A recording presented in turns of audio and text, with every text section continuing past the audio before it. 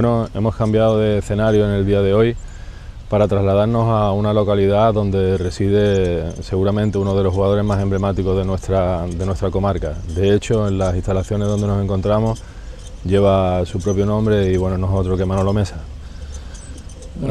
En principio agradecerte que nos acompañe en este rato. Estábamos deseando de tenerte en nuestro programa y en este espacio que dedicamos a jugadores ilustres dentro de nuestra comarca, con la idea de que nos traslades un poco cuál fue tu experiencia como jugador de fútbol profesional y sobre todo un poco cómo te iniciaste en ello. Bueno, yo empecé como de la época mía de equipos de barrio. Aquí había 2 o 3 equipos de chavales, no eran ni siquiera juveniles, sino que nos juntábamos, gente que no estaba ni siquiera federado, ni había entrenadores, eran las personas que se prestaban a echar un rato aquí con nosotros. Bueno, en este campo no, en el otro campo que empezamos, que está enfrente de este. Y bueno, ahí estuvimos hasta que el San Roque, a los 16 años debuté ya en San Roque, ya era una categoría segunda regional, y ahí empecé a jugar como la mayoría de todos los chavales que en aquella época jugábamos, y todos jugamos ahí en el San Roque.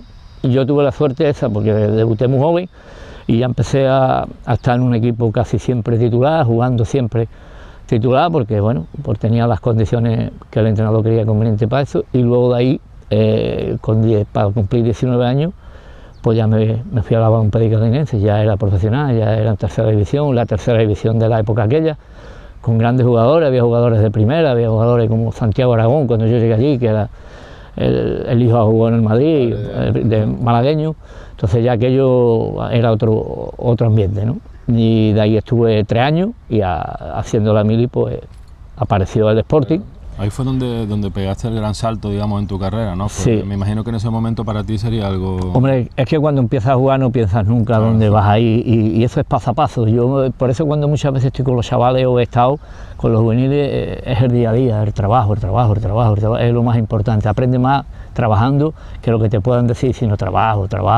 Y yo empecé de esa forma, yo siempre había trabajado en el campo, correr, pelear, a mi forma. Yo no era un jugador que iba al choque porque no tenía ese físico para eso, yo tenía que buscar otra fórmula. Entonces, eso, y luego pues piensa que nunca vas a llegar... Es que esto que estás comentando es muy importante porque en una trayectoria de jugador profesional como la tuya, ¿no? De tantos años, la gente piensa que muchas veces es algo muy... y no sabe, no tiene conocimiento del esfuerzo que requiere, como tú bien estás diciendo. Sí, para mí fue eso, ¿no? Porque yo tenía deficiencia física, porque yo cuando llegué a Balona pesaba 52 kilos. En tercera división jugando, yo encontraba allí a Civiane, por ejemplo, un compañero, ¿no? O Mino, o Mota, que eran tíos, y yo los vi y decía, no, la hostia, eso te coge, te rompe cuando... Claro. Entonces yo tenía que buscar la fórmula de evitar el contacto físico con ellos, entonces buscar otra fórmula, y yo la tenía porque tenía la capacidad física. Entonces lo que hacía era aprovechar mi físico de correr, de pelear en el campo, para salir de esa situación, para salir de las situaciones de ese tema, ¿no? Y entonces yo creo que, y el trabajo diario. Yo nunca he dejado de trabajar, el entrenador decía una cosa y ahí iba a pelear, a correr, y luego mi calidad técnica que la traía. Sin lugar a dudas, estar casi 10 temporadas fueron las que estuviste en Gijón, ¿no? 12 temporadas, me imagino que ser constante en la tarea y que ser un jugador, porque si no...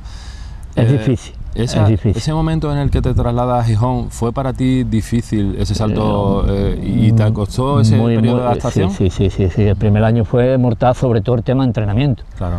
¿Por qué? Porque allí entrenábamos todos los días lloviendo, y los campos eran fatales, allí no estaba mareo, no existía mareo. Allí había un campo de entrenamiento que era donde está la Universidad Popular, la Universidad de Gijón. Pues allí había unos llanos y allí teníamos que ir porque el Molinón no se podía pisar todos los días, porque es que eso estaba siempre lloviendo, o si no llovía era raro, nublado. Acostumbrado aquí un poco. Claro, entonces tenía que entrenar todos los días encharcado en barro. Para ti, sobre todo en el aspecto físico, te costaría...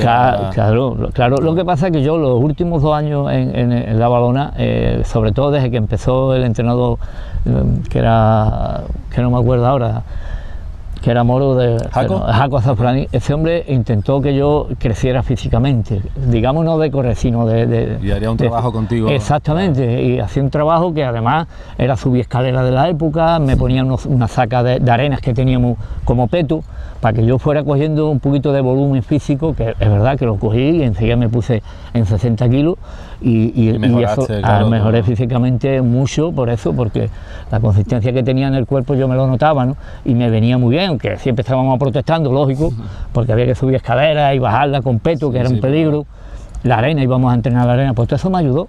Y claro, yo después cuando cuando me fui a Gijón lo noté, digo, lo que me ha hecho este hombre, claro, incluso me mandaron a comer aquí al campamento, me pagaban la comida en campamento la Badona para que comiera en campamento, porque se creían que yo en mi casa era que no comía bien, tampoco es que estuviera majar en mi casa, porque mi pobre madre, la pobre vieja, tenía que trabajar para eso. Entonces, claro, hasta me metieron un comedor ahí los hermanos estos que tenían el restaurante en campamento, que son muy conocidos, que ahora no me acuerdo de ellos, pero bueno. Y claro, y entre la dieta alimenticia, Jaco Azafrán, y nos daban hasta un vaso de leche o 2 vasos de leche después de entrenar, pues todo esto, hombre, en mi cuerpo ayudaba, lo notó, claro, exactamente. Claro. Entonces me costó menos trabajo adaptarme a la condición física de cuando yo llegué a Gijón. Claro, yo llegué allí y claro, también el trabajo era diferente, había otra cosa, otro tipo de métodos de entrenamiento. Y otro tipo de entrenamiento y de consistencia. A lo mejor empezábamos a las 10 y era a las 1 de la tarde y todavía estábamos en el campo.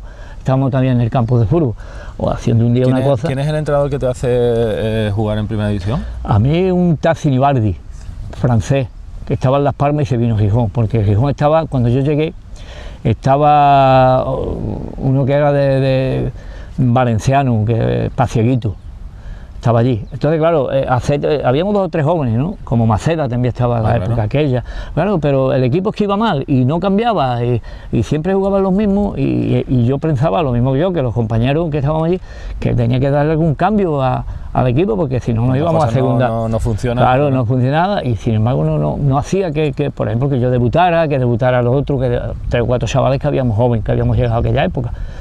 Bueno, pues llegó Sinibaldi y el hombre por lo primero que hizo fue intentar darle un cambio y el primer desplazamiento que estuvo con nosotros pues llegó y me dijo, este partido, como ella hablaba, un poco así, entre el francés, la verdad, español y de todas las y canario, porque había estado en Las Palmas, y entonces total que el hombre dice, vas a empezar a venir con el equipo, y me llevó a Salamanca y debuté en Salamanca, perdimos 1-0, y debuté allí, y ya de ahí, a partir de ahí empecé a jugar, empecé a ir con el equipo, a jugar la Copa del Rey.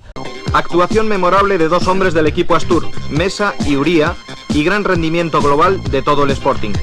30 segundos más tarde, 2-0, esta vez obra de 7 pulmones Mesa. El Gijón, desmelenado, rapidísimo y certero, estaba en trance de dejar cao al renacido Valencia. Y claro, en ese periodo me imagino que te llega el ser internacional, ¿no? Sí. Tampoco lo piensa, bueno, claro.